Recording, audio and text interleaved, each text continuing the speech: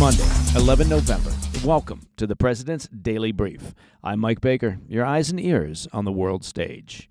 And by the way, in the U.S., today is Veterans Day. So if you could, take the time to thank those serving or who have served. Look, a very, very small percentage of Americans choose to join the military, and they deserve our appreciation. Let's get briefed. We're kicking off today's show with a revelation from U.S. federal prosecutors, and this is shocking. An Iranian operative with alleged ties to Iran's Islamic Revolutionary Guard Corps, the IRGC, plotted to assassinate President-elect Donald Trump. We'll have the details from the Department of Justice. Later in the show, we'll dive into Qatar's decision to expel Hamas leaders from its borders after months of pressure from the United States. And that's a move aimed at opening a path, perhaps, toward a ceasefire and potential hostage release in the ongoing Israel-Hamas conflict. Plus, Ukraine has launched its largest assault on Moscow since the war began, sending a swarm of 34 drones towards the Russian capital. And in today's back of the brief, Mexico's migrant caravan heading to the U.S. has reportedly shrunk to half its original size as travelers reconsider their chances of reaching the U.S. following Donald Trump's election victory this past week. But first, today's PDB Spotlight. Just days after Donald Trump defeated Vice President Kamala Harris, federal prosecutors in Manhattan revealed new details about an Iranian operative linked to Iran's Islamic Revolutionary Guard Corps, the IRGC, who allegedly plotted to assassinate the president-elect before the election. Now, this assassination attempt was reportedly ordered directly by the Iranian government. The alleged operative, Farhad Shikari, is still at large. According to a criminal complaint unsealed in a Manhattan federal court, 51-year-old Shikari was tasked by his IRGC handlers to organize a network of associates within the United States, including seasoned criminals from New York City, to carry out the hit. When he told his Tehran puppet masters how expensive the operation would be, he was told, quote, "Money is not an issue." Well, now, of course, money would be an issue if the U.S. had maintained maximum pressure on the Iranian regime through sanctions. Authorities allege that Shikari's mission wasn't limited to Trump. His targets also allegedly included a prominent Brooklyn journalist who has been a thorn in the side of the Iranian regime and a pair of unidentified Jewish business people. Sources say these targets faced weeks of surveillance and an attempted hit orchestrated by Shikari's U.S.-based team. In exchange for payments, Shikari's New York associates, identified as Carlisle Rivera and Jonathan Lodholt, documented the movements of their targets and in various messages discussed how to strike with precision. Recorded voice notes from Shikari reveal specific details of the plot, advising patience and careful timing for a successful hit. Prosecutors say he urged his associates to either catch the target at home or follow them to a less guarded location. Shikari is also alleged to have been instructed to kill President-elect Trump. It's a move that U.S. officials describe as a brazen act, well, yes, it would be a brazen act, of foreign aggression on American soil. According to prosecutors, Shikari stated to individuals associated with the investigation that the IRGC pushed him to find a way to assassinate Trump within a time frame of 7 days back in early October. The DOJ's charges highlight the extreme lengths to which the Iranian regime will apparently go to target President Trump. In a public statement, Attorney General Merrick Garland underscored that Iran's operatives, including Shikari, will face relentless pursuit from U.S. authorities, vowing that American soil is off limits for Tehran's plots. Unfortunately, Shikari is believed to be hiding in Iran, putting him, at least for now, out of reach of American justice. The feds allege that Islamic Revolutionary Guard officials have been pursuing assassination plots as vengeance for the death of Qasem Soleimani, the head of the country's elite Quds force, who was killed in a U.S. drone strike ordered by then-President Trump back in 2020. Iran is denying any involvement in the plot to assassinate President Trump. They just don't know anything about it.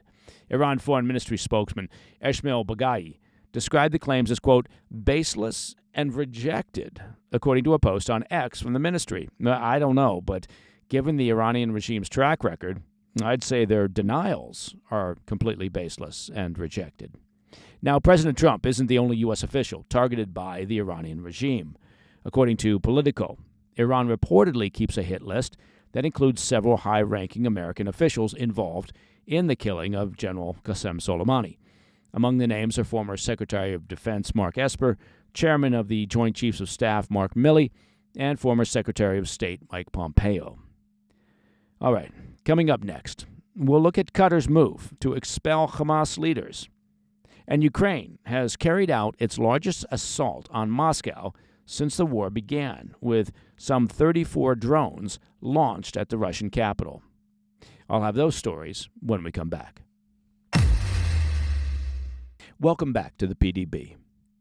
Turning our focus to Qatar, the Qatari government has ordered Hamas officials to leave the country. This is a very interesting development. The Qatari government is reportedly responding to mounting frustration over what it calls, quote, political exploitation during past Israel-Hamas peace talks, citing a lack of genuine willingness to negotiate from both sides. For over a decade, Qatar's capital, Doha, has been central to Middle Eastern diplomacy, serving as a safe haven for senior Hamas officials since 2012, who, well, not for nothing, were living lives of luxury, fueled by billions of dollars that they had siphoned off from funds intended for the residents of Gaza. Mounting U.S. pressure on Qatar, particularly following the death of American-Israeli hostage Hirsch Goldberg Poland in August, reportedly prompted Qatari officials to advise Hamas leaders that it was time to go. About 10 days ago, according to diplomatic sources, Qatar notified Hamas, Israel, and the U.S. that Hamas officials would need to leave the capital of Doha. This move was praised by a senior Biden administration official on Saturday who told CNN, quote, Hamas is a terrorist group that has killed Americans and continues to hold American hostages. Its leaders should no longer be welcome in the capitals of any American partner, end quote. Interestingly, while the U.S. influence reportedly played a role, Qatar emphasized its decision was made independently, rejecting the suggestion that it was pressured solely by external forces.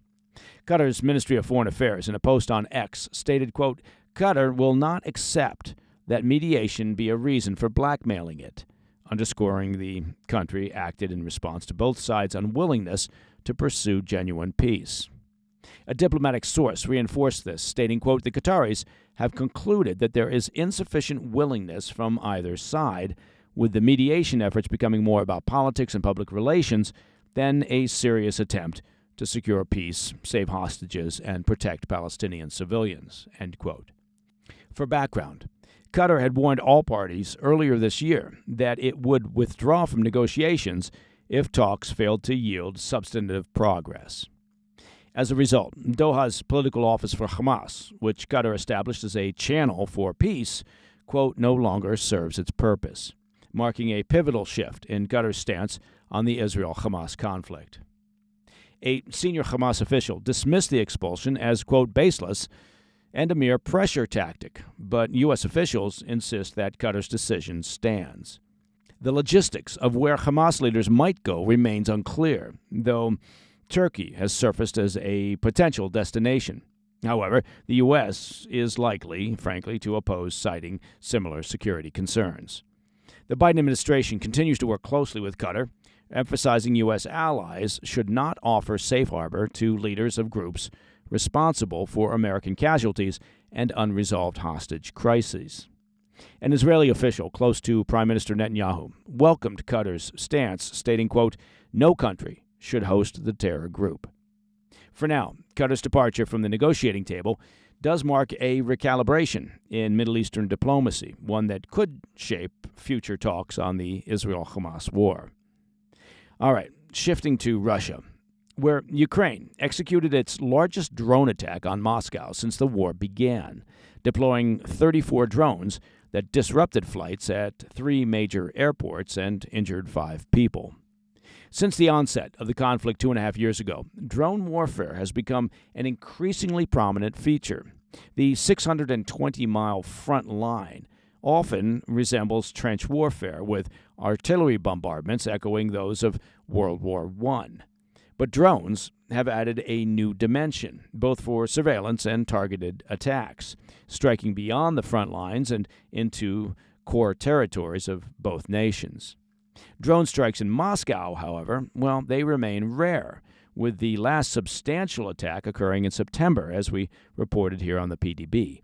That incident saw 20 drones intercepted and led to one civilian death, and that was the first in Moscow from a Ukrainian attack since the war began. The Russian Defense Ministry reported that during Sunday's assault, its network of air defense systems and electronic umbrellas to shield against these assaults intercepted a minimum of 34 drones over Moscow, with the mayor of Moscow confirming that at least 32 of these drones were downed over the capital's suburbs. Unverified footage circulating on Russian Telegram channels showed drones traversing Moscow's skyline, heightening public awareness of the war's presence. The fortified air defense web around the city has so far managed to prevent widespread damage in central Moscow. The ministry stated, quote, "An attempt by the Kyiv regime to carry out a terrorist attack using airplane-type drones on the territory of the Russian Federation was thwarted," end quote. Well, now you have to admire the chutzpah of the Russian Defense Ministry. They invade Ukraine, and then they call Ukrainian military actions terrorism. And then again, Putin's regime is not exactly known for its self-reflection or introspection. In a sign of heightened security, 3 regional airports around Moscow diverted 36 flights before operations resumed hours later.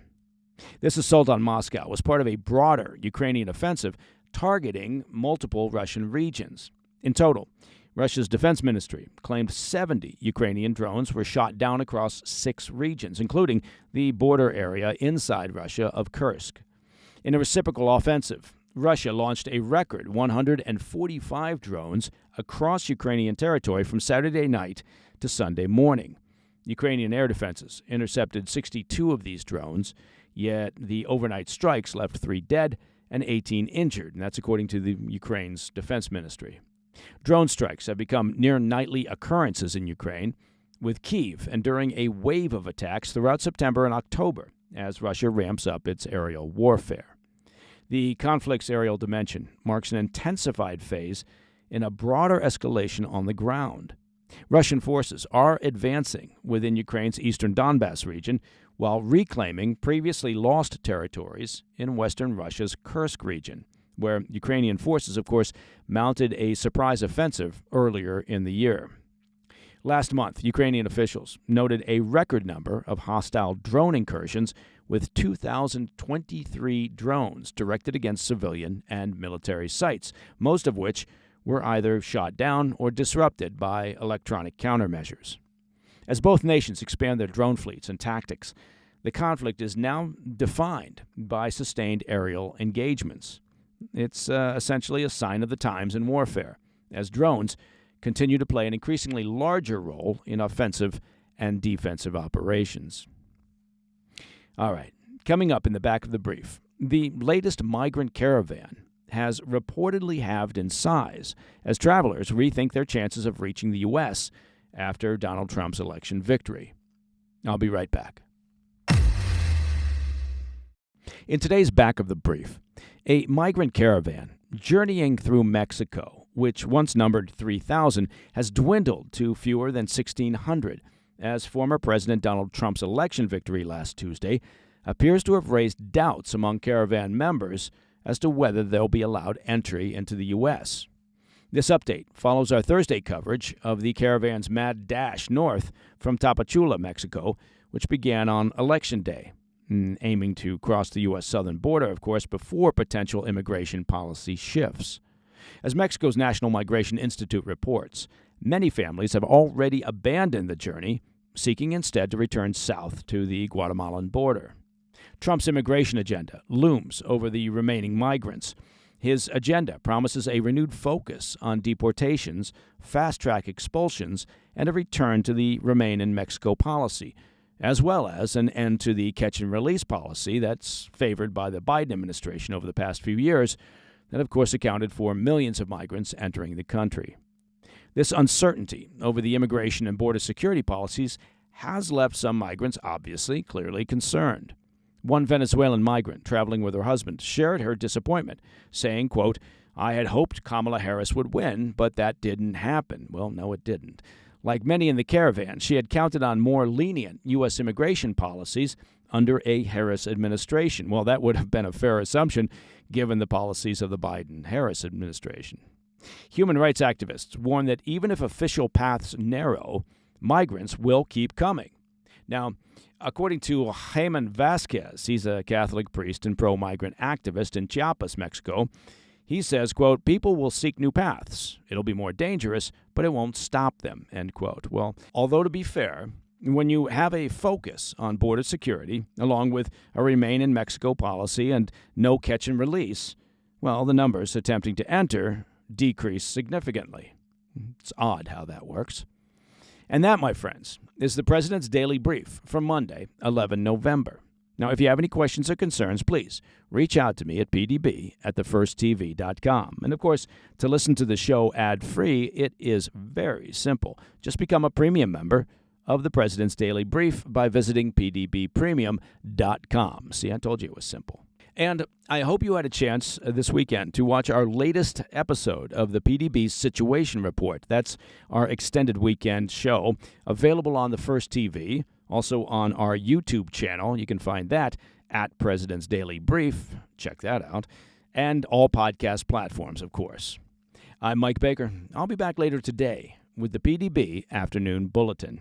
Until then, stay informed, stay safe, stay cool.